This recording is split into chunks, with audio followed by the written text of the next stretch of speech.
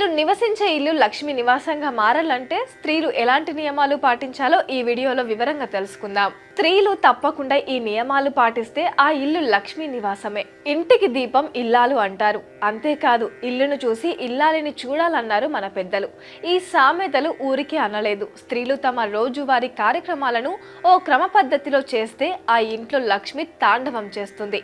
ఇంటిని పరిశుభ్రంగా ఉంచితే లక్ష్మీదేవి కొలువై ఉంటుంది. వాస్తు శాస్త్రం ప్రకారం ఇంటి ఇల్లాలు చేసే పనులు, అనుసరించే మార్గాలు ఆ కుటుంబంలో ఉన్న కుటుంబ సభ్యులపైన ప్రభావం చూపుతుంది. స్త్రీలు కొన్ని నియమాలు ఆచరించడం వల్ల పేదరికం నుంచి ఆ ఇల్లు తప్పకుండా బయటపడుతుందని పండితులు చెబుతున్నారు.